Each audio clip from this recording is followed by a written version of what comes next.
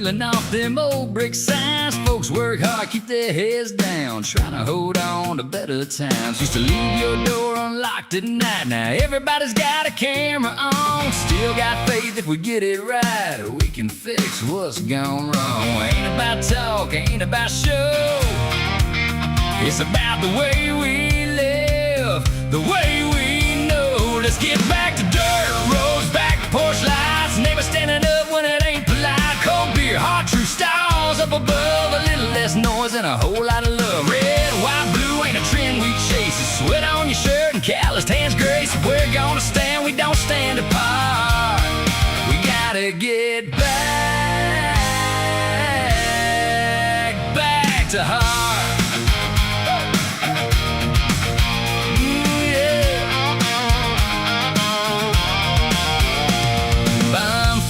By the water line, kids still laughing like nothing's changed. But there's a whole lot of talk on the screen these days, and not enough folks saying it face to face. We ain't perfect, never claimed to be, but we know what matters when the dust all clears. It's family, friends, and a little dignity, and standing strong through the years. Ain't about left, ain't about right. It's about showing up when it's time to fight. Let's get back to dirt roads, back to porch lights. Neighbors standing up when it ain't polite. Cold beer, heart true stars up above. A little less noise and a whole lot of love. Red, white, blue ain't a trend we chase. Sweat on your shirt and calloused hands grace. If we're gonna stand, we don't stand apart. We gotta get back to heart.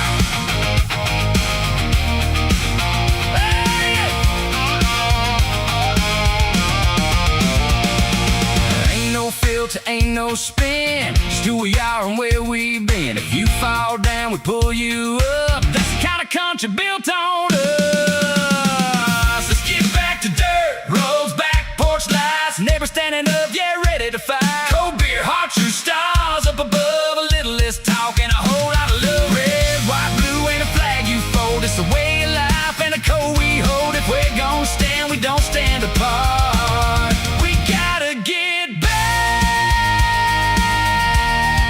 yeah, back to heart.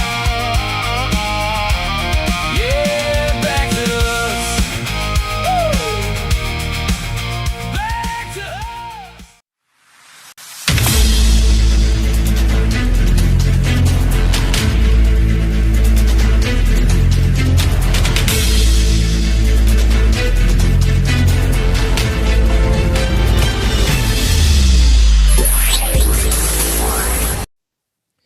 Welcome into Apex News Above the Noise. I am Kyle Thompson. And I'm Craig Blanton.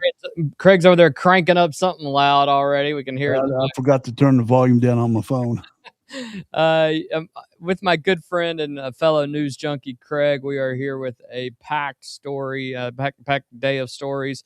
And we're starting with a story that's breaking right now, one that involves a former a top national security official, a mountain of classified documents, a plea deal, and a pretty significant fine. We're talking about John Bolton, and the walls appear to be closing in at this very hour, but we have 5 more stories queued up after that, including a massive $700 million coal investment, a $30 million children's fraud ring, another fraud ring, Craig, that's coming under fire in Ohio, a California election count that the president of the United States is calling stolen, the biggest IPO in stock market history, and a crisis hitting right here at home in Kentucky's bourbon industry, possibly. If it is a big show, so let's get right into it, all right?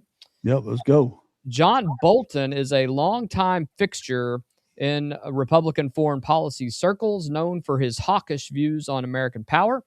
He served as Trump's national security advisor for more than a year during the first administration before being fired in 2019 and publishing a critical book about the president. The Trump administration fought unsuccessfully to block publication of the book entitled The Room Where It Happened, an ode to the Hamilton play, on the grounds that it risked disclosing classified information. Bolton maintained everything was reviewed and cleared, and no charges were ever filed related to the book. According to the indictment, however, from approximately April 9th, 2018 through at least August 22nd of 2025, Bolton allegedly shared more than 1,000 pages of information about his day-to-day activities as NSA including information classified up to the top secret SCI level with two unauthorized individuals. Those individuals have been identified as his wife and his daughter. Bolton also allegedly transmitted documents via a personal AOL email account.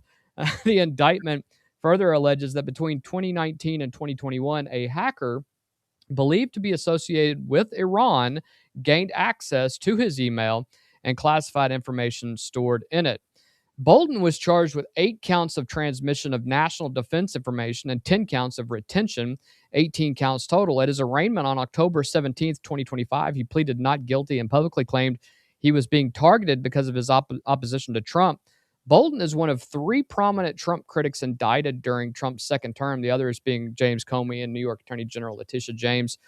However, Bolton has agreed to plead guilty, surprise, surprise, to a single count of retaining classified information under a deal with the Justice Department that could allow him to potentially avoid prison time.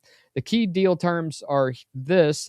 He pleads guilty to 1 count, down from 18. He does face up to 60 months or 5 years in prison, a $2.25 million fine, and a change of plea hearing will be scheduled on June 26, 2026.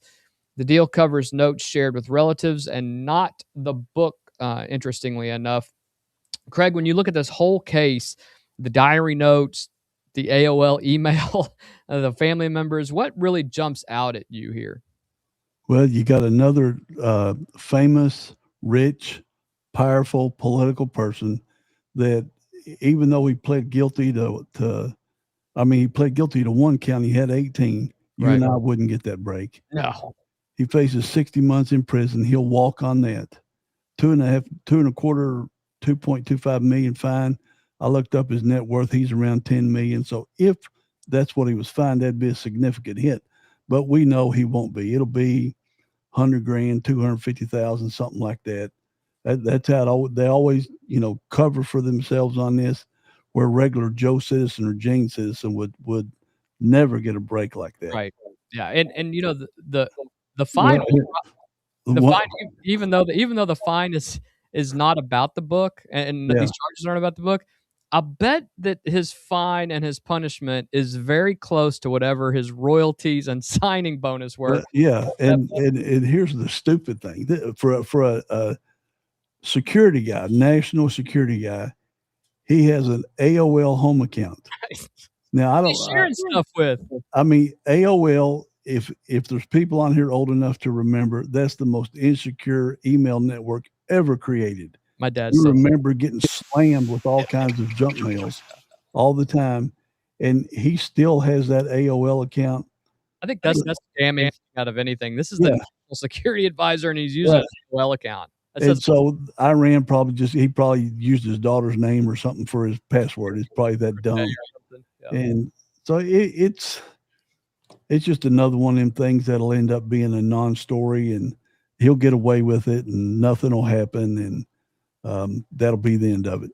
And he'll probably write another book and get all over CNN and MS Now to promote it. Right. And if he wasn't hawkish and if he wasn't a Trump hater already, he's a warmonger. Yeah, he's a warmonger. He was just on the news last weekend. I mean, this is a guy who's been indicted for having top secret clearance and sharing some of that information with family, and he was on NBC this last weekend talking about Iran. It's like they just glorify these guys. It's crazy. Yeah, because he's anti-Trump, right? But he tells his wife and daughter, who knows, I don't know how old his daughter is. I don't know, she's in high school or something or college or whatever. His wife, same thing. So they go around and say, oh, my husband said the military's getting ready to bomb Syria. This will be cool. Pay attention to the news. There's no telling, but I mean, it just goes to show you that, even the people at the highest levels are so blasé with, government secrets. And it's interesting because you'll remember that 3 years ago, they raided Mar-a-Lago, raided the underwear drawers of the first lady and kicked in the door of Barron Trump and pulled all these papers out. And then the DOJ, the FBI guys came in and they put all of these covers on it that said top secret information, and they took And they photos strategically laid them out on the floor so they can get the picture. and it was all untrue. It was just because here's the thing: he's the president. The Presidential Records Act. I mean, everybody knows the Presidential Record Act covers certain items, but then immediately after that, when Joe Biden was found to have done that, it's not that big of a deal. And where was it found in Joe Biden's the garage next to his Corvette? In his garage when he was vice president. Vice presidents don't have Secret Service coverage and all, lifetime Secret Service coverage. It was in the garage that Hunter had access to. Anybody that wanted to walk in or visit Biden could just start thumbing through those files in his garage, but nothing happened. No, and it went away. He's not out of the woods, but I think he sees the clearing at this point. The hearing is going to be June 26th. Mark your calendars. We'll have more on Apex news above the noise as it develops. All right, we're going to keep it moving because we have. I forgot one other thing. Okay, go ahead. John Bolton should have used bleach bit. He absolutely should have. He absolutely should have. He should have called Hillary and said, he should have called Hillary and said, how do you do that? How do you use bleach how does that work? Actual bleach? What is it? So, yeah. All right, we're going to keep moving because we have another major story out of Washington today. And this one hits a whole lot closer to home for millions of Americans, particularly those of you in the heartland, in coal country, and frankly, anyone who pays an electric bill these days.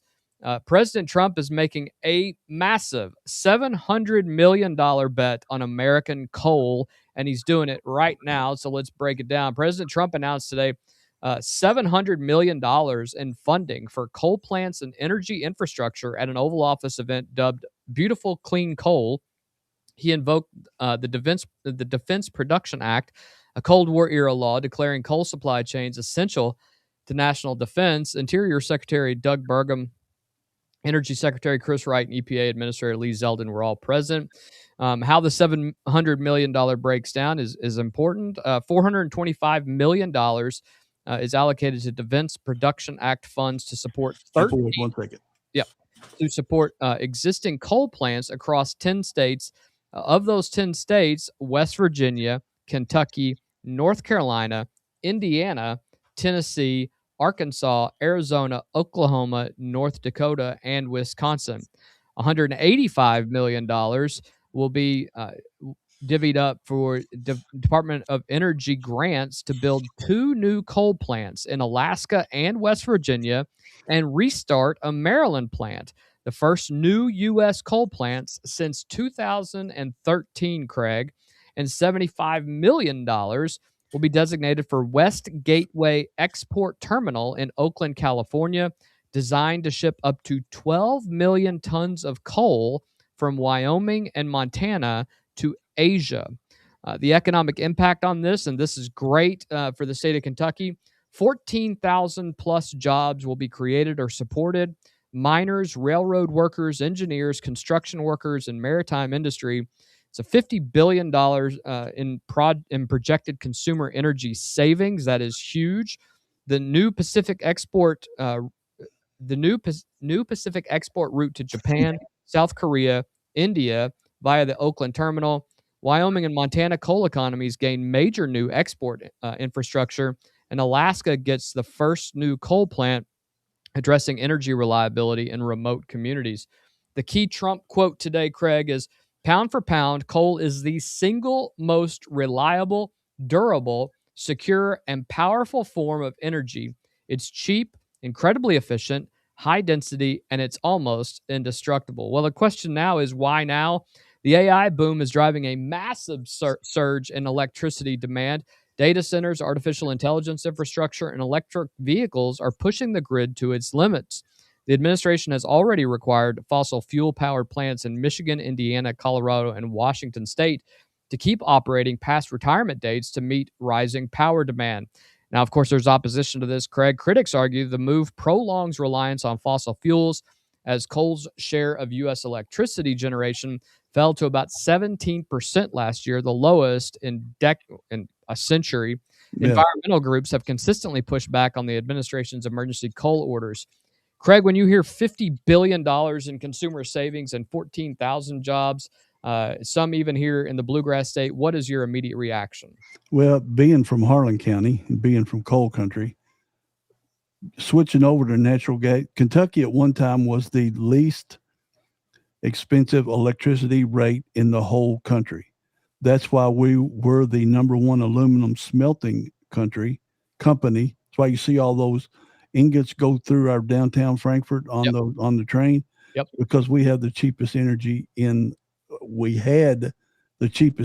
America.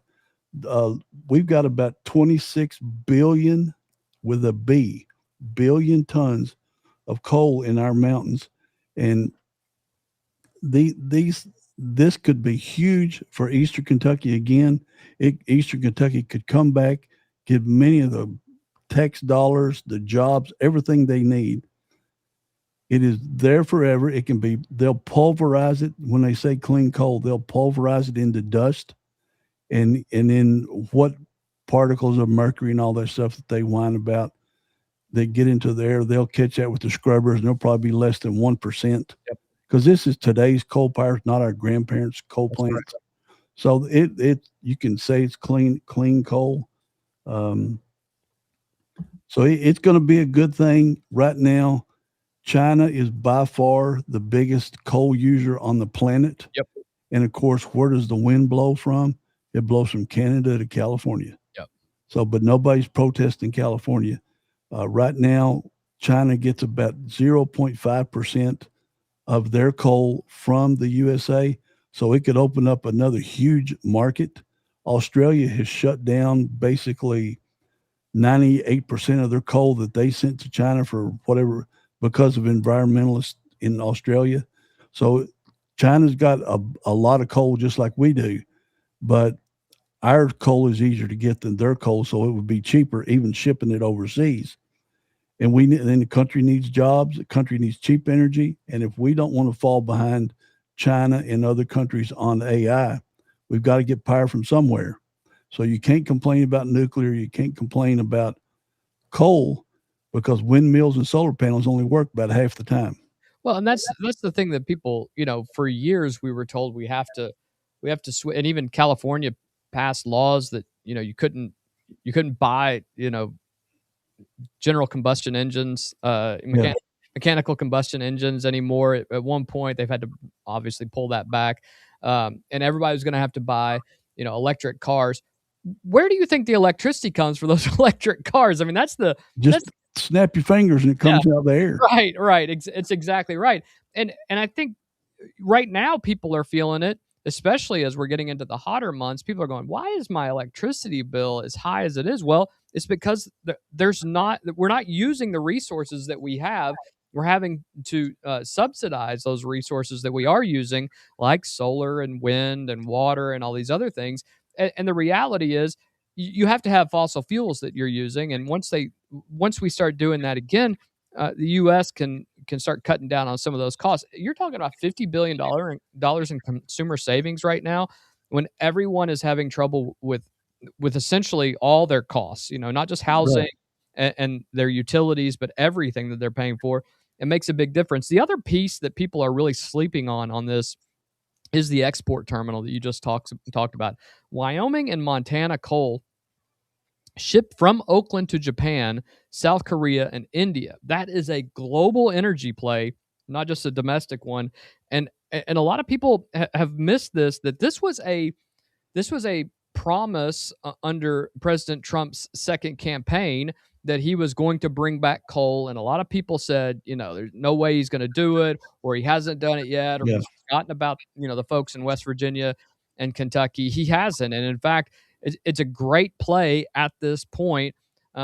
Whether you're a conservative or a liberal, everyone should be for more jobs and lower costs to the average consumer. And I think that's what you're going to have right here.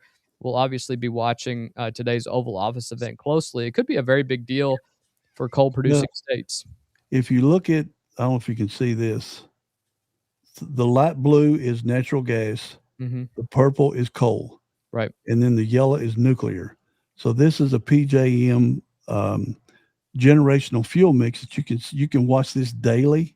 There's all kinds of charts. If you download the PJM app on your phone, if you're interested in energy and seeing where it comes from, this is where most of Kentucky's energy comes from. But when you're talking about jobs and you're talking about Eastern Kentucky needs a helping hand. They do. If they're going, I think there's a data center going up in the Ashland area. Mm-hmm. You know, if it's not a lot of jobs, 50 jobs to a small data center, that's still 50 high paying jobs, probably paying over $100,000 a piece. But the property taxes off of that building would be enormous. I mean, you're talking tens of millions of dollars every year going into that community and helping build up their roads, their hospitals, their police, their sheriff's office, everything. Yeah. So there's a whole lot of pluses to this that coal can meet for Kentucky. Why Kentucky and Wyoming specifically? Because we're 1 and 2, and West Virginia 1, 2, and 3 in coal production every year. Well, and if you start opening up the trade routes on the West Coast, that's only going to benefit those export to China, man, as well. And that there will be export needs that come off the East Coast. That's the whole reason that they're talking about reopening the Maryland plant, and I think that can only benefit. Well, Joe Kraft sells coal in Europe. Yeah. But Europe is shutting down their coal plants right and left. And they need coal. They need energy. They need energy. They've shut down their nuclear. Germany's opened up a couple, re-energized, however you want to say it, a couple of them, because the last 2 or 3 winters, they've run out of electricity. They've had to have rolling brownouts. Yeah. Now when it gets over 80 degrees in Europe, it's like getting over 100 here. They freak out and panic. They do. But Europe doesn't have air conditioning. More people are wanting to put air conditioning in.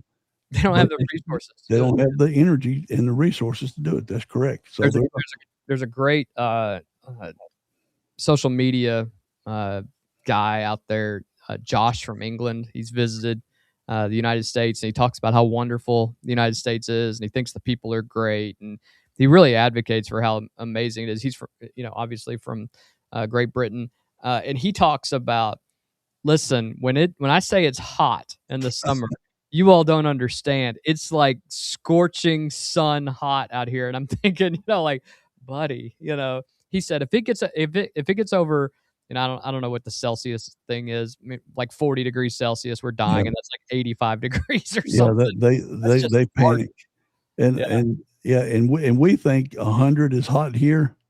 Oh, but go to North Africa. Yeah, you won't see hot. It's about 122 degrees every day. Yeah, and you can say it's dry heat because it's about 2% humidity. Dry. Yeah, it's still hot as hell. Look at Phoenix, Arizona. They got a regular 3% humidity. It's still hot when it's 100 degrees in the shade. I got a family out in Scottsdale. They talk about how they have to tee off before 8 a.m. so they can you come inside by noon. That's right. Yeah. We're going to pivot now, and I want to warn you, Craig, this next story is going to make your blood boil. We've been talking about billions of dollars going into American energy infrastructure, money meant to lift up communities. But this next story is about people doing the exact opposite, stealing money, essentially meant to help vulnerable children, and doing it right here in the heartland in Ohio. And today, the feds came a-calling. And what we saw today is the U.S. Department of Justice announced a data sharing agreement with the state of Ohio and a series of indictments totaling more than $42 million in fraud. Acting AG Todd Blanche and FBI Director Kash Patel held a press conference in Central Ohio today. 4 defendants have been charged with $30 million Unbelievable. Of fraud. 4 people. Fraud conspiracy billing for children's behavioral health services that were shockingly never provided.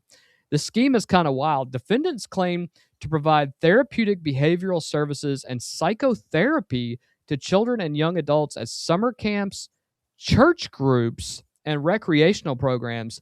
The alleged ringleaders diagnosed, get this, every single recipient with a behavioral adjustment disorder with no 100%. assessment testing ever done and no services ever provided. After losing their state registration, defendants continued submitting claims through other shell entities. All 4 defendants turned themselves into authorities this week. There were a number of assets that were seized. 14 vehicles were seized, including Maseratis, Mercedes, a Bentley, and a McLaren. $469,000 in cash was seized. The total vehicle values were approximately $800,000. Additional cases in today's announcement where a Cincinnati man was charged with a separate $12 million scheme fraudulently billing Medicaid for behavioral services to children in after-school programs. One guy. A $15 million romance scam targeting 130 Americans using AI-generated personas. $3 million in assets were seized there. The total fraud announced was around $42+ million, and most of those assets they'll never be able to get because a lot of it went overseas already. As we talk about, they send those remittances over. The DOJ in Ohio signed a formal data sharing agreement, which is a game changer that prevents fraudsters from playing state and federal systems against each other, which they have done in the past. They, basically throwing their hands up and saying, well, it wasn't my fault. The state gave me the money. It wasn't my fault. The feds gave me the money. The feds gave the money to the states and the state dispersed it, so they blame everybody. Right. This came 1 week after Ohio Governor Mike DeWine, Ohio Northern graduate, go Polar Bears, hosted federal Medicaid chief Dr. Mehmet Oz for a roundtable on Medicaid fraud. FBI Director Kash Patel announced a new FBI most wanted fraudsters list, 10 names, live as of today. The idea was Vice President J.D. Vance's. He announced a week ago. The same high-profile treatment reserved for violent criminals is now being applied to Medicaid and healthcare fraudsters, and good on them, because it's been going on way too long. Acting AG Todd Blanche's key quote from the announcement today, quote, Ohio is leading the charge in the fight against fraud, and some states should take notice. You states in the South. He didn't say that, but Kentucky. Yeah. Kentucky. Working closely with Ohio officials, the Department of Justice dismantled a sophisticated Medicaid fraud scheme that exploited taxpayers to fund exotic cars and lavish lifestyles. By holding these fraudsters accountable and partnering with the FBI on a robust most wanted fraudster list, we are pursuing fraud more aggressively than ever. Ohio taxpayers have lost an estimated $1.2 billion to foreign fraudsters exploiting the Medicaid waiver system in the last 5 years. In 2020, $455 million in Medicaid benefits were paid to, get this, ineligible recipients. Or dead. In 2022, $118.5 million in duplicate payments tied to prison inmates and dead people. And the most recent audit, with an error rate of about 15.6% of potential unallowable costs of $800 million to, get this, potentially $4.4 billion with a B. That's a 15% error rate. That's not the fraud rate. That's the error rate. That's the error rate. Yeah. Craig, when you hear that they diagnosed every single child with the same disorder, no testing, no assessment, just a blanket diagnosis, and did it for a long, long time and made a lot of money off it. What does that and then to drive around in your sports cars and go to all these exotic things and living in, $1 million houses, what does that tell you about how sophisticated and truly brazen these operations are? Well, it sounds to me like Somalia and other countries, or people from other countries, they've got their own mafias now. Yeah. We've got La Cosa Nostra and the ones out on the West Coast, whatever their name is, but it sounds like Somalia and other immigrants have formed their own mafia. They figured out how to cheat the government. It's easy stuff, because I watched this press conference today. It's easy. Like, I would be getting a new wheelchair every year, but you're not supposed to get one for every 5 years. That's if you can even get it, because I went through that with my wife's aunt, her dad, and my dad. It's hard. You got to fill out just gobs of paperwork, but somehow they figured out how to get a new wheelchair for this dead guy that's been dead for 3 years every year. Well, every child has got some disease. That's impossible. Yeah. It also makes me believe, and I think you'll agree with me, because they've been able to work this out so easily, there's got to be people on the inside. There's got to be people in those systems. Could be like our driver's license thing. It has to. Yeah, exactly. Sell something, but it's, what'd you say, $4 billion? $4.4 billion with a B. Okay, that's in one state. Yeah, it's billions more in Minnesota, and then of course the king of the world right now is California, right. and that leaves 47 other states. And all these poor states, if these sophisticated big city people can figure this out, what kind of are we talking? Over $1 trillion maybe in fraud, right. And no wonder our darn national debt is $39 trillion. If we are not watching over the money and just seeing obvious stuff like, well, you need a new hospital bed here, you need a new wheelchair, you need to go to the doctor 17 times in one day. That's, it's a 800-mile trip both ways, and nobody checks on that stuff. It's time, thank you, Jamie Comer. Yep. And especially super thank you to Nick Shirley, the 23-year-old podcaster, YouTuber. We knew that it was out there. We knew that this was going on, but number one, when you take it, when people were blowing the whistle on these things, they were saying it wasn't true. There was more in Minnesota, yeah. Yeah, but now you know that it is. But we all know that government is inefficient. We all know people who get certain benefits, and we all know other things that you question and things like this. But now that you see the scale of it, in Kentucky, we were kind of joking earlier, but Kentucky found $1 billion, which is about 7 to 10% of our state budget. Our total budget, yeah. So, I mean, unbelievable. If we're missing 7 to 10% of what our budget is, think about what that could help, our education system or our own Medicaid issues or, the poverty areas in Eastern Kentucky and parts of Western Kentucky and even here in Central Kentucky. Well, I'll give an example of when I was in my 20s. I'd bought my first apartment building, and I saw this guy putting a roof. There's 2-story apartment buildings, a fourplex. This guy putting a new roof, new shingles on the building next to me. Well, I knew him. I knew his kids. They just lived up the street from me. And this guy was on total disability. Yeah. I was 28 maybe at the time. I went down to the Social Security office and reported him, and they said there's nothing they can do. That was 40 years ago. Or not 40. Yeah, about 40. Yeah, it was. It's about 40 years ago. How much theft? How much of our $39 trillion in debt? It could be over 40 years. It could be $5 trillion. It's a phenomenal. It's you can't even think of money that big. No, and unless you're Elon Musk. Right. We'll talk about that in a second. But you're talking about large amounts of a state's budget in poor areas, and that's why Kentucky's got to be. You've got to check Kentucky out. Yeah. We've got to figure this out. And unfortunately, when Allison Ball, our auditor, went to the governor and said, "Hey, we have obvious fraud going on here, and we need to check this out."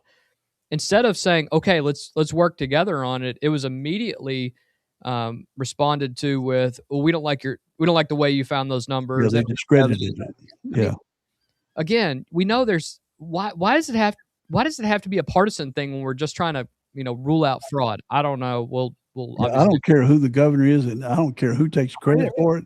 Nope. But that's Kentuckians' hard-earned tax dollars that we are just wasting away, and it's getting wasted away.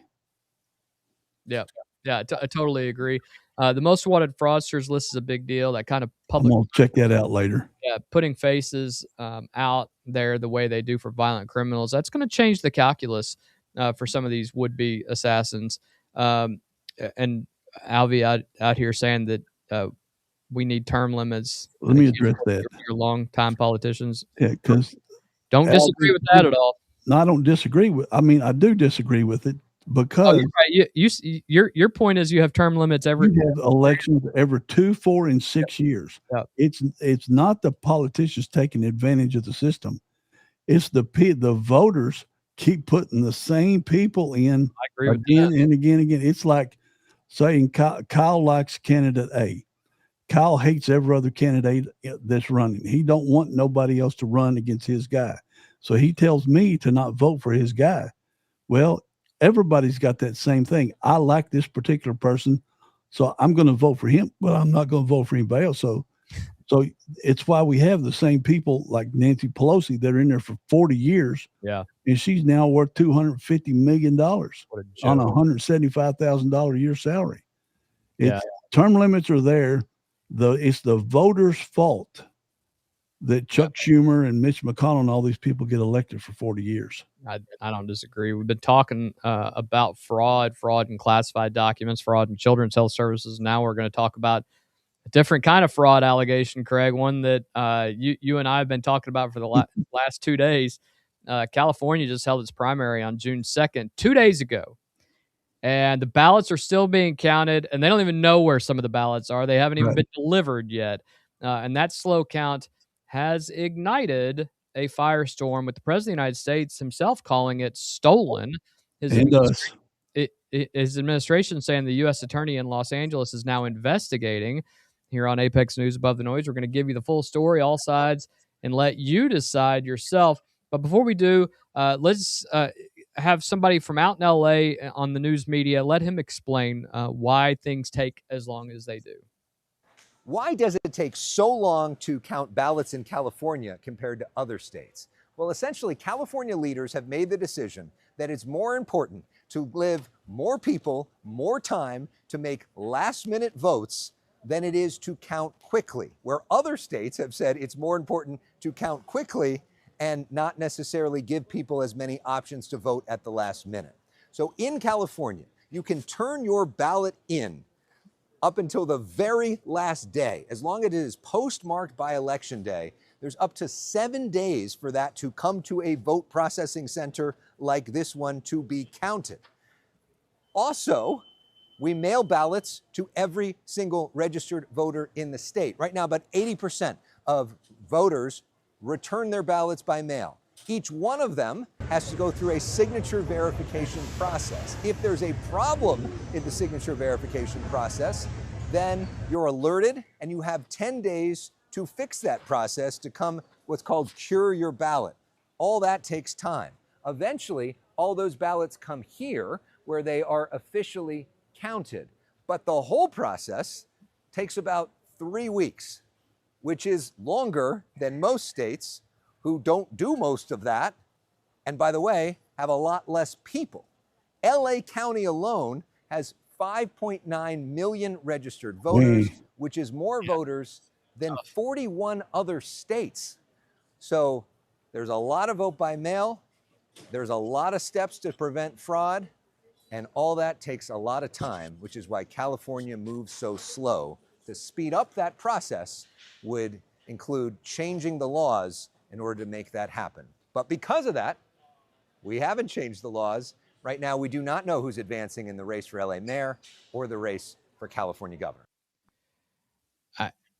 I'll just go ahead and say this. You know, one of the things that you and I were considering going on the air earlier this week, and we thought better of it because we knew that while we may have some numbers, we weren't even going to be close to what we would have at the time. You know, right now, Karen Bass has 183,701 votes. She has 35%, a little less than 35%, and she's projected to advance. No big deal. Kind of expected that. Spencer Pratt has 157,116. He is just shy of 30%. He's currently in second place. This is for LA mayor, everybody. And then Nithya Raman has 119,809, a little less than 23%. Now, she's closing the gap as later, more Democrat-leaning ballots come in. There's still 300,000 votes still outstanding. And here's one of the things that is causing people to kind of lose their mind. Oh yeah, watch what happens. Yeah. They received 5,000 votes in one dump early yesterday morning. And of the 5,000 votes, Spencer Pratt received 0 votes. It's impossible. Statistically impossible. 0 votes out of 5,000 that went in. They're not even trying to hide it. Now, listen, again, I'm not saying that there has been fraud. I'm saying that it doesn't pass the smell test. It doesn't pass the eyesight test. And you can't throw in 5,000 votes. Somebody's going to vote for Spencer Pratt. Somebody is. But yet a majority of them all went to Nithya Raman, and only a few of them went to Karen Bass, but that's who needed it, was Nithya Raman, to be able to jump up and get more votes. You know, at some point of these 300,000 votes that are still outstanding, if it starts cutting this way, you have to just look at the statistics, Craig. Yeah. Well, in CNN, it was all over X last night, Twitter. CNN kind of laid out a roadmap for Ramen Noodle to get ahead of Spencer Pratt. Said, no doubt, it's going to end up being Karen Bass and Ramen. Bring it back up. Yeah.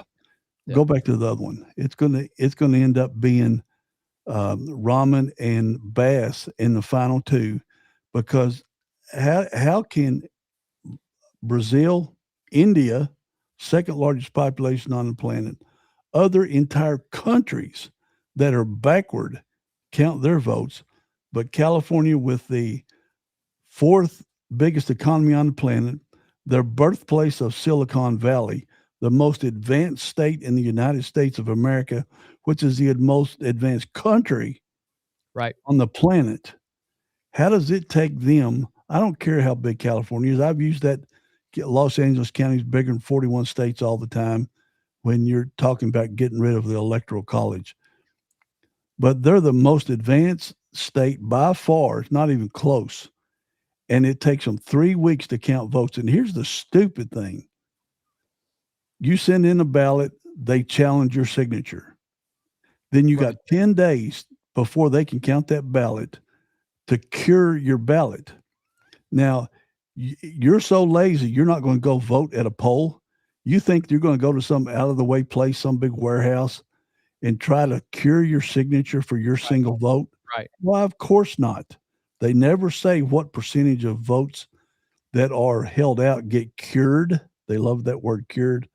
This is, and you mail ballots to 98% of 40 million people, and you allow ballot harvesting. You allow them to just drop it in a mailbox, that the vote collecting box. Right.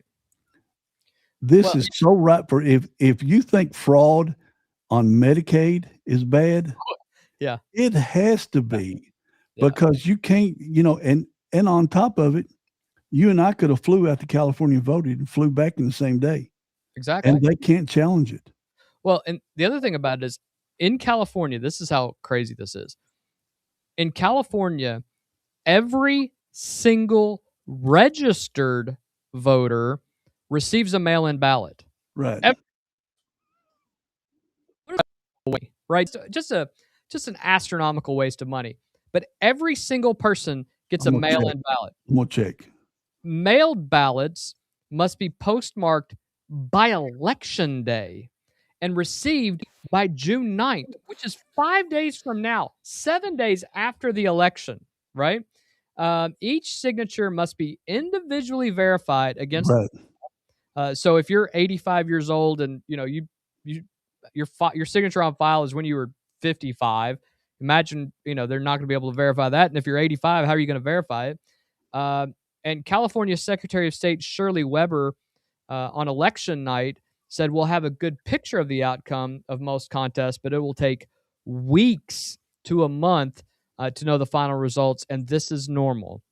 Well, yeah, it's normal. It's same thing in Philadelphia, and all of Pennsylvania. Why is it always liberal states? Listen, Florida, they have a law that says by 9 p.m. on election day, you have to have all of your votes into the Secretary of State in Florida. So why is it that they're able to do it, and they have just as good of voter turnout as California does, but they still have 4 million votes that are potentially outstanding? It costs approximately, according to Supergrok AI, $50 million for outbound mailing ballots and materials to 23 million registered voters, plus additional costs for return postage on mailed back ballots. So I guess they do it without you having to put a stamp on it.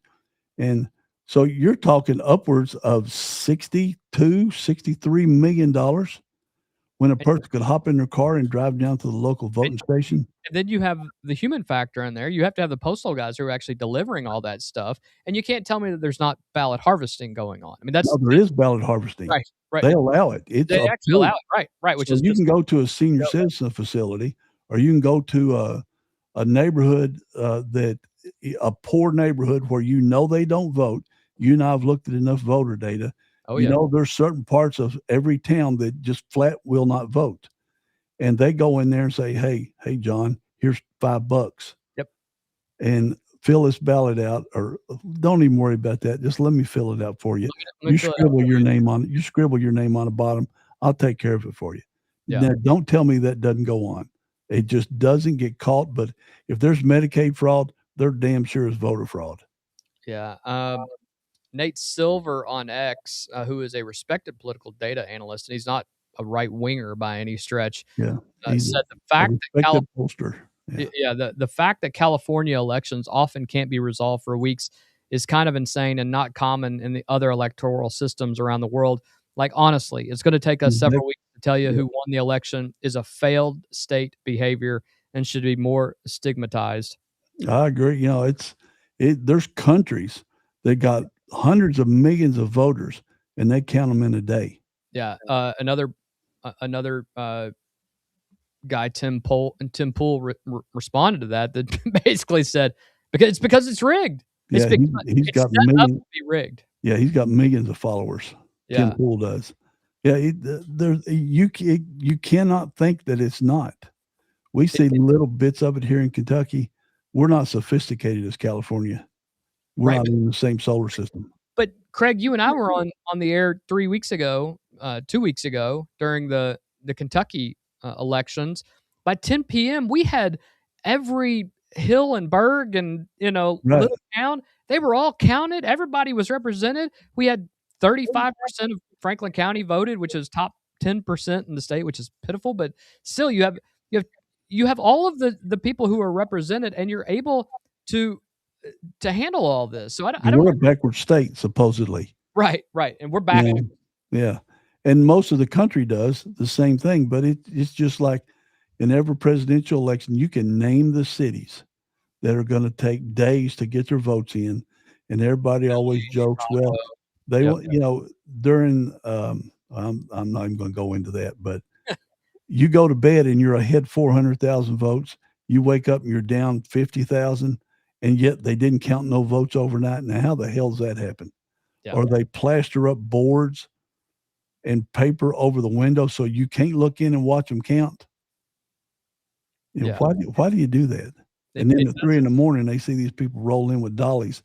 I mean, Detroit. I mean, I'll always remember the 2020 election when they rolled in at 2 a.m. in Detroit with the same output. I mean, the stats don't make sense.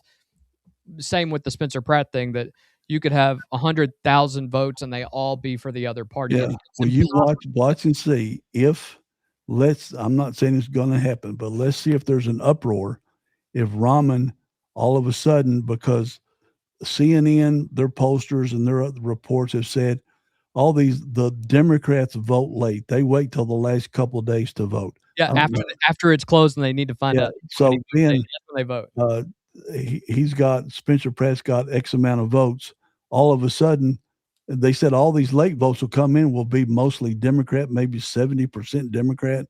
And all of a sudden, here comes Spencer Pratt. He ends up finishing third or fourth.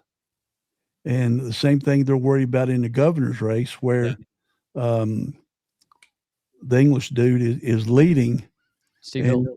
Yeah, Steve Hilton. And he could end up in third place, and you still have two Democrats at the top on both the LA mayor and he's ahead right now. But CNN was saying last night, that Becerra's going to end up winning, and that Tom Steyer, who's down 310,000 votes to Becerra and 400,000 votes to Steve Hilton, could still come in second place.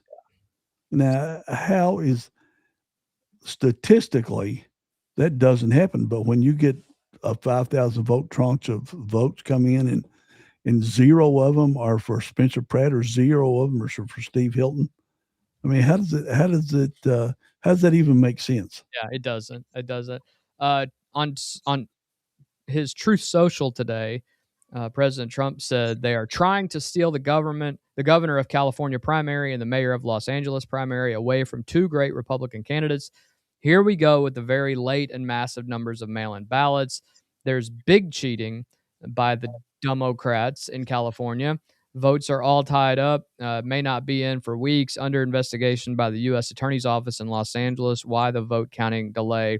President DJT. Now, as of airtime, the claim of a U.S. attorney investigation has not been independently I've confirmed not heard that nowhere. by the U.S. Too attorney. early. It's too early to investigate it. Multiple news organizations note the claim is currently unsubstantiated. Trump did not identify who initiated the investigation. What experts are saying, UC Berkeley political scientist Eric Schickler said, quote, Republicans have one perspective on what's wrong. They make claims of voter fraud and slow ballot counts. It speaks to the fact that in a lot of ways our democracy is stuck. Where was this person? Where's he work? UC Berkeley. Okay, forget it. Yeah, right. Yeah.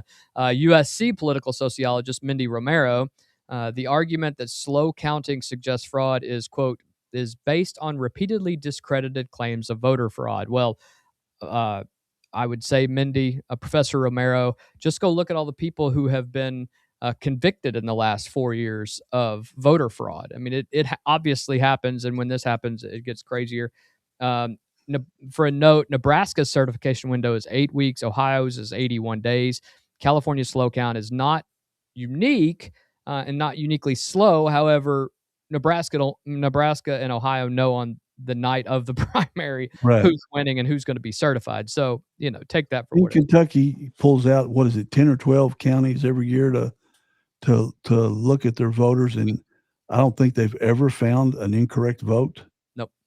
And that's why when you lose by 13 votes, you can go ahead and I once won a primary by 40 votes, and there was a question of whether there would be a recount, but we know that in Kentucky there's secure elections, and we feel good about that. So so it makes no sense to recount and recanvass. And you got to pay for it, right? If you do the recanvass, just rerun the boxes. But if you do a recount, page by page, you got to pay for it, correct?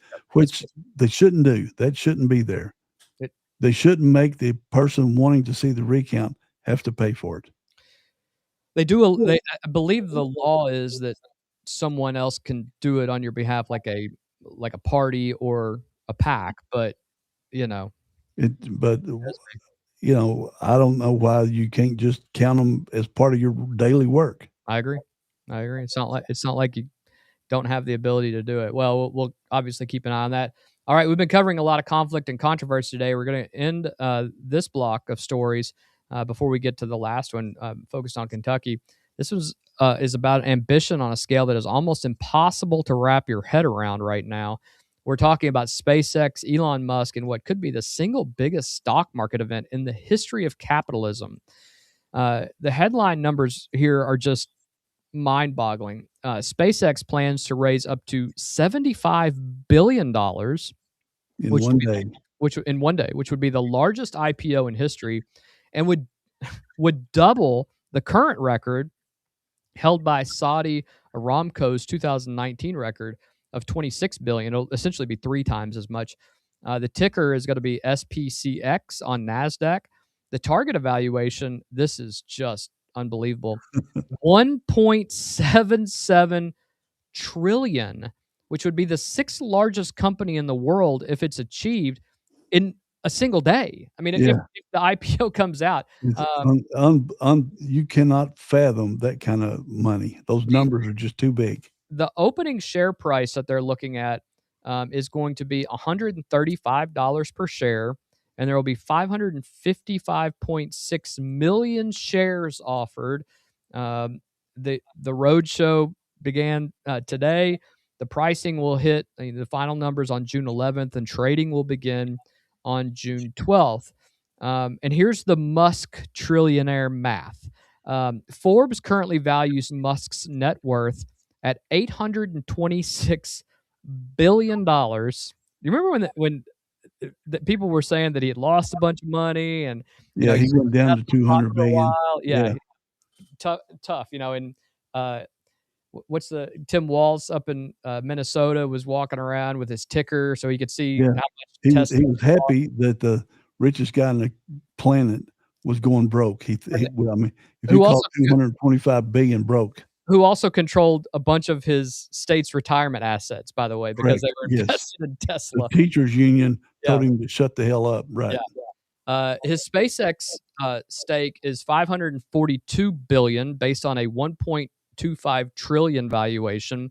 A $1.77 trillion valuation would add $223 billion to his net worth, pushing him past $1 trillion.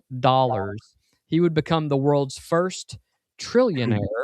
I can't even. That's such an absurd thing to say. But he could buy Canada, or he could buy a lot of the countries, right? And make them better. Of Africa. Yeah, most of Musk's worth, obviously, it has to be noted, is in stock. He's obviously not cashed that out, but Musk holds 85.1% of combined voting power through 5.22 billion Class B shares. He remains CEO, CTO, and chairman. The public shareholders buy economic stake. They do not buy control. SpaceX has 3 business segments. Connectivity, which is Starlink, where they have, this is amazing to me, 10.3 million subscribers in 164 countries. They have another staggering number. It's the future. 9,600 plus satellites.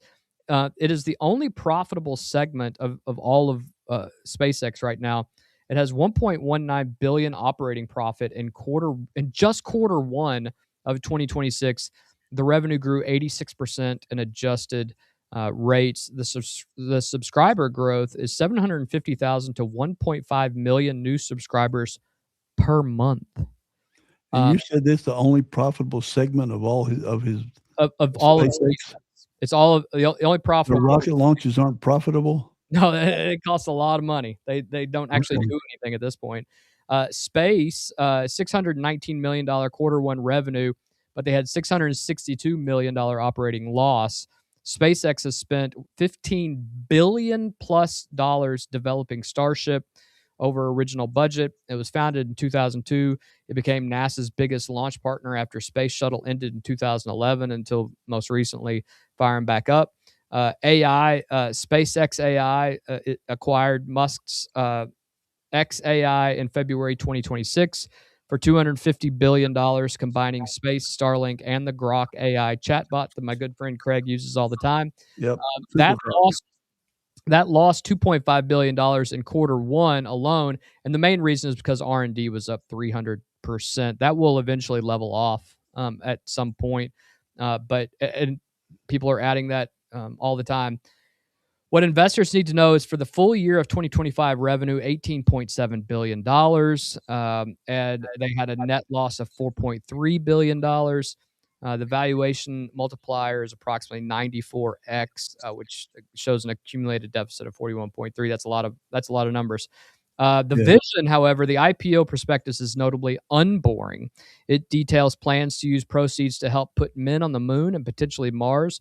Musk delayed the Mars timeline by 5 to 7 years in February 2026, pulling back focus to the lunar program. A crewed Mars landing remains a 2030s proposition at the earliest. Starship Flight 12 is scheduled for later this month. Craig, when you hear these numbers, and I've just thrown so many numbers at you, and you hear this stock offering could be more than double the previous all-time record of Saudi Aramco, what does that tell you about where we are headed as an economy?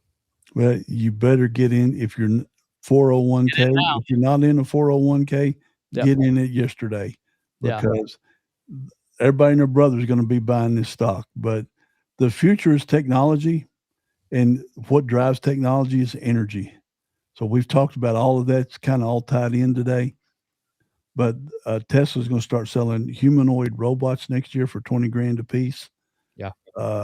Skynet, the movie from Terminator, Skynet's here because there's drone.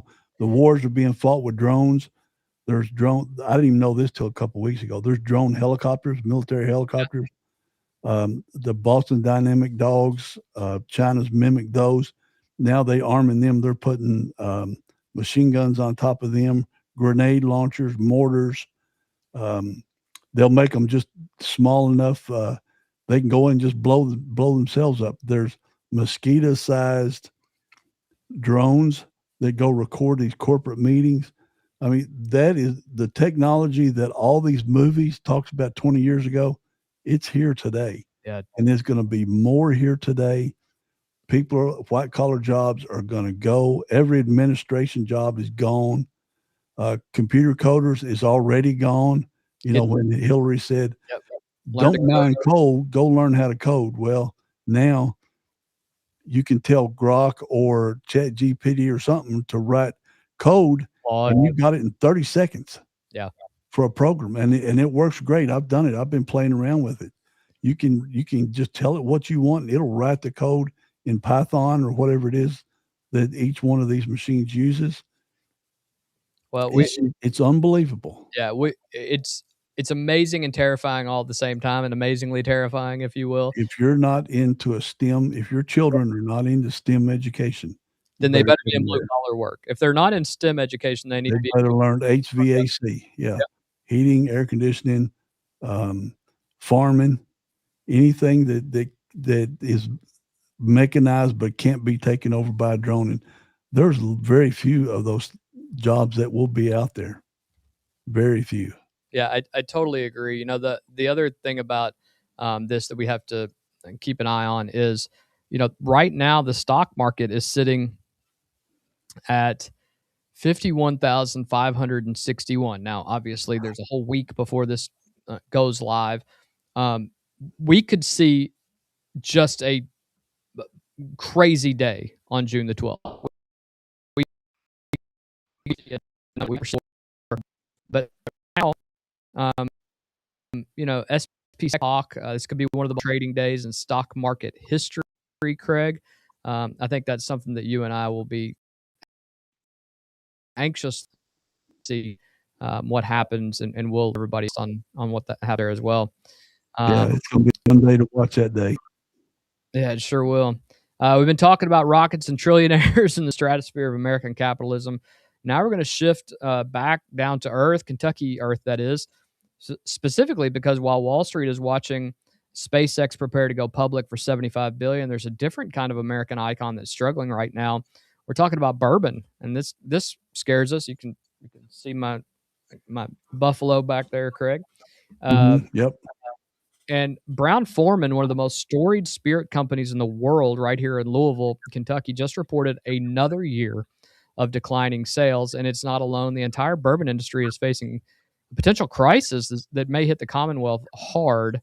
And we're going to talk about that right now. Louisville-based Brown-Forman Corporation reported net sales of $3.9 billion for fiscal year 2026. It ended on April 30th for them. A 1% decrease from the prior year, citing ongoing economic pressures and shifting consumer behavior. U.S. net sales fell 7%. Brown-Forman was founded in 1870. It's headquartered in Louisville, Kentucky. Has about 5,000 employees worldwide. Their brands include Jack Daniels, Woodford Reserve, Old Forester, Herradura, El Jimador, Diplomatico Rum, and Gin Mare. Sells in over 170 countries. It is a 155-year-old Kentucky institution. The key numbers that you need to understand is that they had $3.9 billion in sales last year, which is just less than 1% year over year.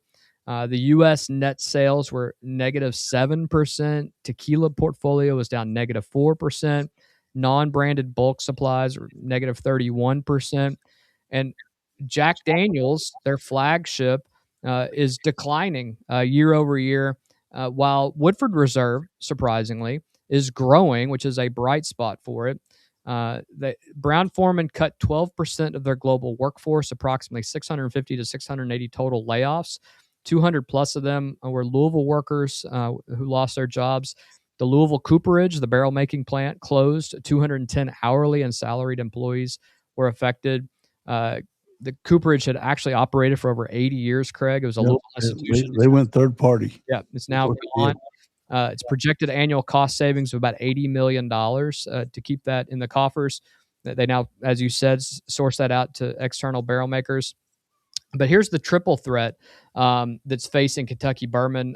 According to Kentucky Distillers Association President Eric Gregory, we are up against a triple threat of back-breaking tariffs, snowballing taxes, and shifts in consumer trends that have slowed sales. Threat one is the change in consumer trends. Americans drinking at their lowest rate in 90 years. Yeah, young people are not picking up bourbon. They are not picking up bourbon. Gen Z and millennials shift into canned cocktails, your high noons, if you will. Threat two is the oversupply crisis. There are 5 major spirit companies sitting on $22 billion in unsold aged spirits. That is the largest glut in over a decade. And Kentucky has a record 14.3 to 16.1 million barrels of bourbon aging right now. And most of that inventory won't even be ready to be bottled until after 2030. And threat three is the U.S. bourbon whiskey export tariff problem.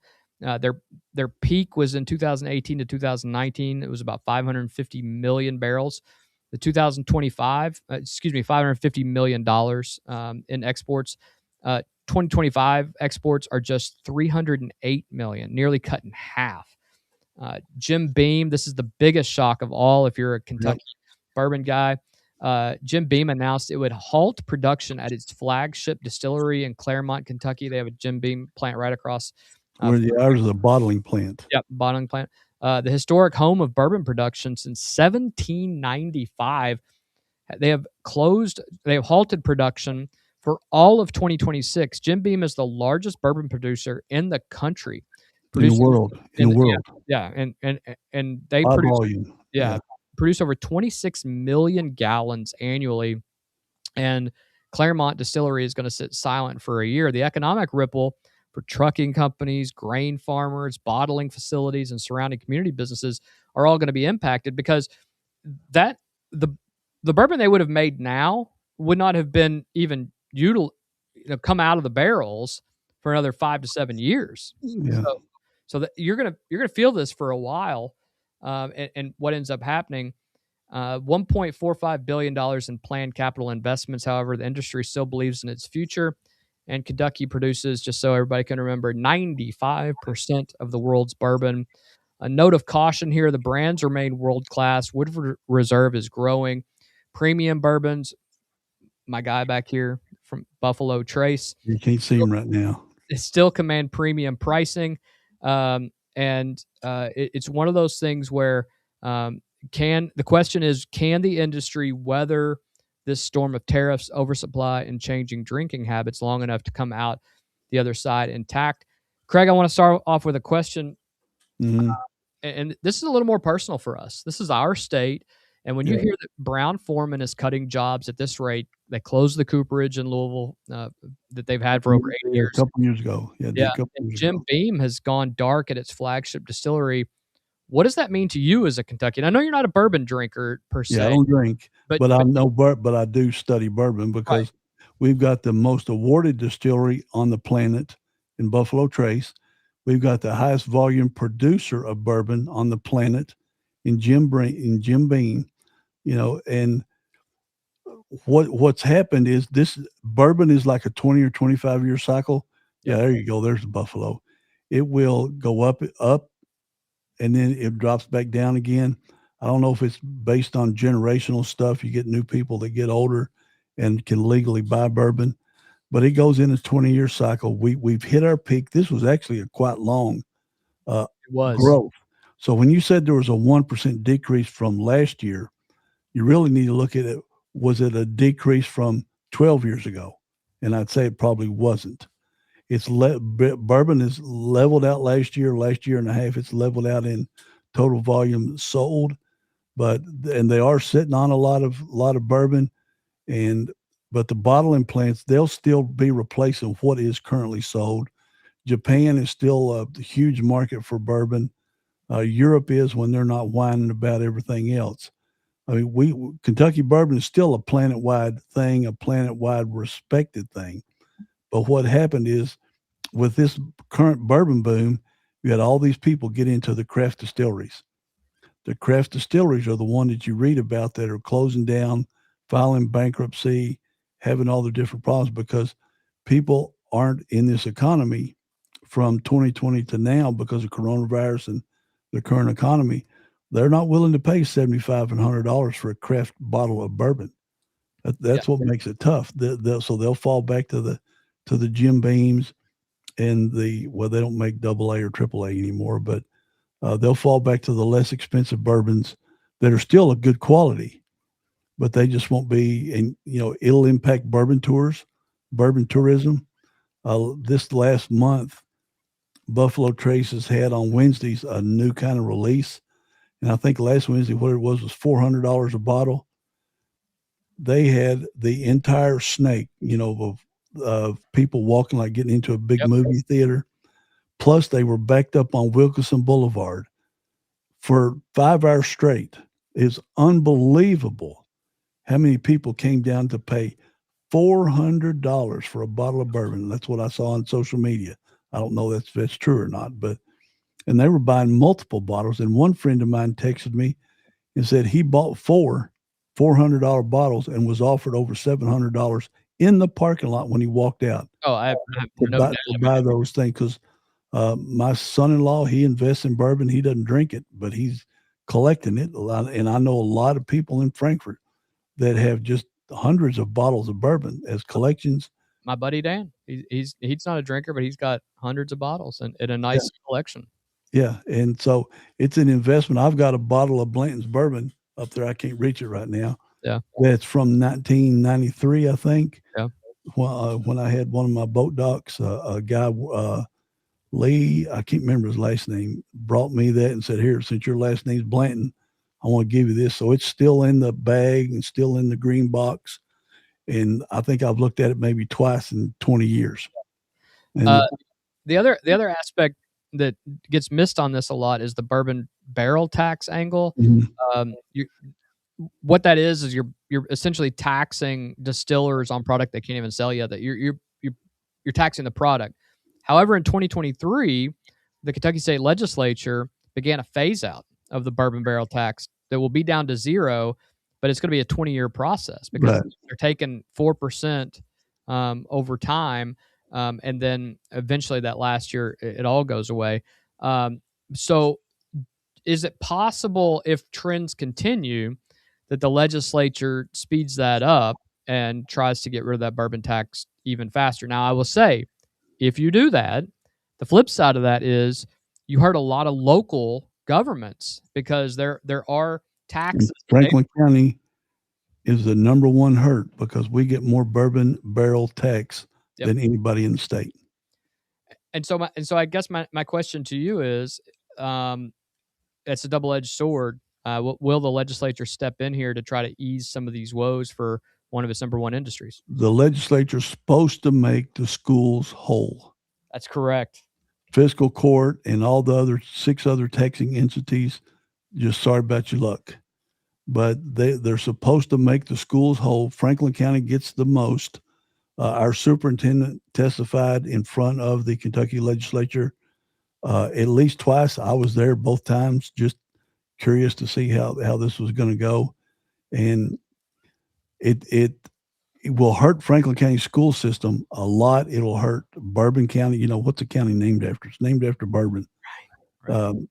There's a 30-minute thing I meant to send to you, and maybe, I don't know if I did or not, but it's an overview of Kentucky and the bourbon industry. It's really, really interesting. But what Franklin County's missing out on, because we've got the number one awarded bourbon plant on the planet in Frankfort. Yep. It's the longest running distillery in the history of the United States. Yep. Outlived Prohibition. Outlived Prohibition because they said bourbon was antiseptic and it was medicine, right?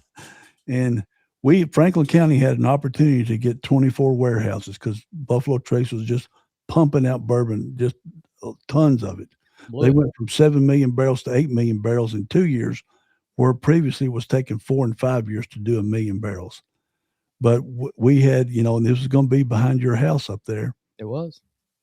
We had 24 bourbon warehouses at the PVA, Kelly Lang, valued at $7.5 million apiece. That'd be $150 million on the tax rolls. That without a bourbon in it, without a drop of bourbon in it, that we missed out on. It went to Laurel County. And why did we not get it? What was the main? Because of the angel share that people, my dad. Dirty. Yeah, we live as far away as you can in Franklin County. We're like a half a mile from the Shelby County line, but I still wash my dad's house every 2 years. Got to. Just because it's a vinyl house. If you got brick, you got no problems, unless you're just right next to it. But I played down in Blanton Acres for many, many years. Had a lot of friends down there. We played basketball and baseball down there behind the Wilkinson Street School for years and years. I know people that have lived there their entire lives in Blanton Acres. So there's nothing that hurts your body, or people would be dying in Frankfort over the last 225 years, right? I mean, it makes sense, right? Just makes your house better. Yeah, but we've lost out on so much money because of state government buildings and our people, our citizens being against one of the biggest, probably the biggest job creator outside of state government. And many of our citizens just fight them tooth and nail. And one day, Buffalo Trace and Sazerac could just say, "Boys, we're done. We're going to just shut the place down, take our 3 stills, and put them somewhere else where we're wanted and appreciated." We won't get to the topic about tariffs, but obviously tariffs are something that a lot of people in Kentucky voted for Trump, and tariffs are hurting the industry to an extent right now. Canada won't buy bourbon from us right now. It's a wrestling that we have to wrestle with every single day about how we deal with that. But the brands are still world class, and if you want to enjoy a really cool industry, come to Central Kentucky. Come to the Bourbon Trail, and then come to Buffalo Trace, which is not on the Bourbon Trail, but it is still the most. Yeah, and what was that group? The Distillers Group. Yeah, that you mentioned earlier, Buffalo Trace. That's only about, when I looked them up before, I think it's only about 18 or 19 distilleries. Yeah, it's Kentucky Distillers Association. Yeah, it's only 18 or 19 distilleries. It's not, and Buffalo Trace isn't a member of that either. Yeah. But they've got a lot of political influence, and I think when I calculated up how much the tax was that Kentucky was collecting off of bourbon, anywhere around $18 million for a multi-billion-dollar business, but 18 million still 18 million. Well, and then I'll tie it a little bit into one of my favorite things. They don't want to be taxed on their unrealized gains in their bourbon because they're not selling it. Kind of like your real property. Exactly like property taxes. Exactly like property taxes. You're getting taxed on your unrealized gain on the profit of your house. Now, why are the legislators okay with bourbon being eliminating that tax over a 20-year period, but not your property taxes on the homes in Kentucky? And I would say that's because donations and government influence. Yeah, what's the difference? The people unrealized gains. You don't pay taxes on your unrealized gains on your stock portfolio. No, that should be your number one campaign promise, is that you'll get rid of real property tax, Craig, when you become governor. You should. Sure. We'll just keep harping on it here. We'll get more eyes on it. We'll get a lot further it's definitely a populist positive. It is, and there's a lot more people that are getting on board with it. Yeah. Along with your income tax, by the way. That's right. Another one. Before we go, Craig, you were out today with your drone again, getting into some new video that's coming out of the new road out by the new production, or the new paddocks area, the paddocks area out by Target, and you were able to get some video of that, and we'll show it now, and you can kind of walk us through what we're seeing here. Starting at the east-west connector where West Side McDonald's is, did you pause it? Or? I paused it just so you can kind of set us where we are. You can see where Ollie's Ollie's is on the right, the old American Founders Bank. This is part of the new extension to get a lot of the traffic that will be attending the paddocks off of East-West Connector and off of 127. Because you'll have multiple entrances into this shopping center. I don't know if this has got a name or not, but Franklin Square, the Holiday Inn, Cattleman's, all that stuff. You'll be able to avoid all the stoplights on 127 by coming up the connector and turning left into this. Is there anything currently in that main source bank over there? The American Founders Bank, yeah. No, they took bids the other day. It's going to be torn down. Okay. Well, I don't think a lot of people know that. No, what a great location though, for whatever they decide to put there. Yeah, I banked there. A lot of traffic's going to go. I banked there. I bought apartment. I signed the paperwork for apartment buildings there. Yeah, I think a bunch of us own stock out there, but this is limestone. You see Ollie's on the right. Yeah, this is limestone. There you go. So you'll take this nice curve. I drove it today just for nostalgia. So I can say I was one of the early birds to get on it. Got nice lighting. It'd be cool if they would plant flowers on those hillsides to decorate it up. That's the movie theater. So you got a back entrance to the movie theater. You got a back entrance to JCPenney's, a back entrance to Agave, and a back entrance if you got prescriptions to pick up at Kroger, and a back entrance to Kroger too, if you want to. That'll be nice. So you don't have to drive parking lots anymore. And then things that I like getting lost in and just driving circle with my kid. Big Ben Parliament. Yeah, make funny videos. And this is one of two roundabouts that will be servicing the paddocks and the AOC building on the left. And I don't think that's got a little shopping center, but you're coming up on the Holiday Inn on the right. And you'll see, there's your Holiday Inn. And then there's me on the left. It'll pop in here. It'll say me. Yep. Yeah, there's me. Then you come over to where there's going to be four businesses right here. There's Chipotle, Panda Express, and Wawa will be, and I think that's the correct order from talking with Jason. Yep. Yeah, I think that's the correct order. Wawa's a larger gas station. They'll probably have 20 or 30 pumps, I think, on theirs, and they sell higher end food out of their place. Think kind of like a Buc-ee's. Except a smaller version of Buc-ee's. And what's the one on the east side by the interstate? It's a racetrack. Racetrack. It's a step up from racetrack, but what I've told, I have no idea. And a step down from Buc-ee's. And you can see here's the Chipotle Express, and it's going to be, they don't have a lot of parking spots, you can see, but it'll be busy. They're laying a new blacktop right at the entrance, so that'll be completely. All those cars working inside Target, correct? Yeah, well, and the building, stop right there. The shell of a building on your left, I think there's going to be at least 3 storefronts there. And now continue on, Kyle. So there'll be 3 new businesses there. This is not only a Target, it's a super Target, super duper Target. The largest one in the state of Kentucky. Yeah, and it's just weeks away from opening. So people will be able to go shop there. And looking at researching a little stuff on Target, their sales have gone up. So whatever issues they had before, they're apparently working through them, because their last 2 quarters plus their predicted next quarter are all up 5 to 7%. That's pretty significant in the retail industry in this economy right now. 110,000 square feet, roundabout, if I remember correctly. It's huge.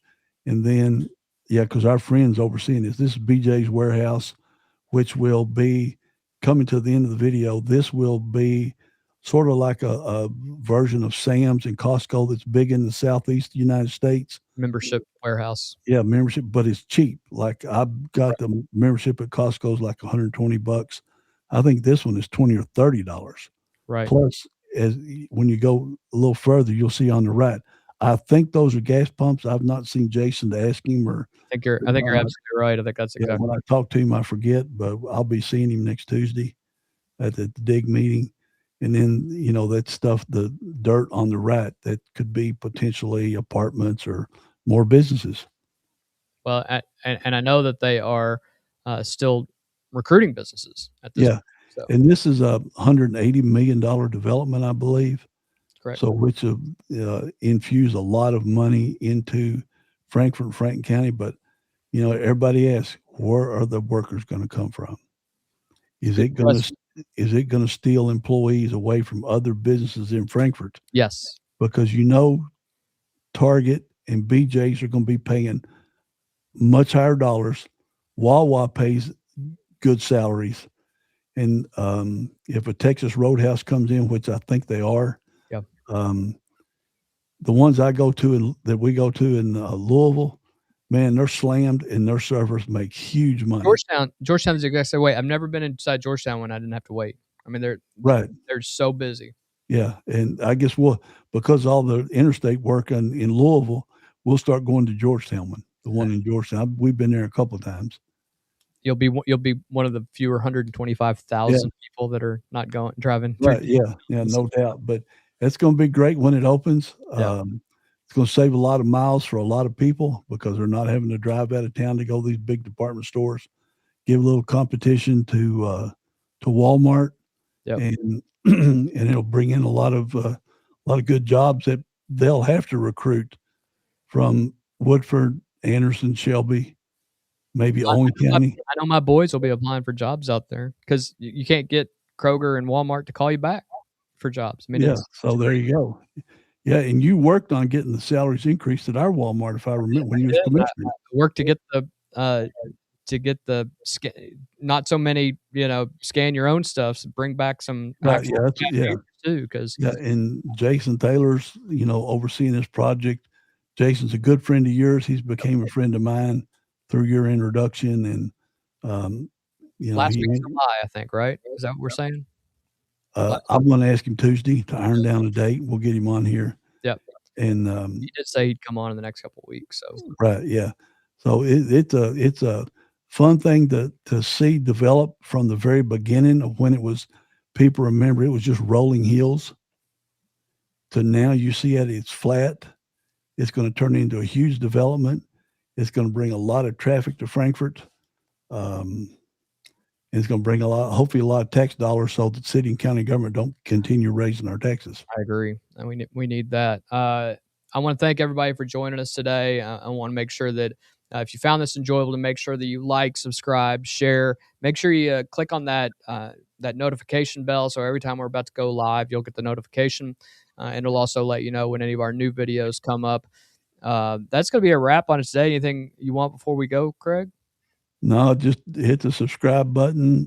If you've got topics, if you're interested in local topics that we don't present, because we're trying to do statewide, nationwide, and worldwide, because they're more interesting to us, to me and Kyle, than the local stuff. But if there's something you're interested in, we probably know somebody. We're obviously local sports and high school information and school. We're going to be big on Franklin County football and stuff. And it's only 2 months away, Craig. I know it's going to be exciting, and we're going to have a blast just like we did last year and part of the year before. Hopefully, we've got all the technology figured out, right, Kyle? It's always a crapshoot until that first night, right? Yeah, it worked most of last year, so we had a blast. Yeah. I mean, I had a blast. I know it was just fun as could be. I think we'll have some new technology that we're gonna use. I think we're gonna have some other camera angles and things that will be thrown in there. So okay, cool. It'd be fun, and we're just two guys. That's right.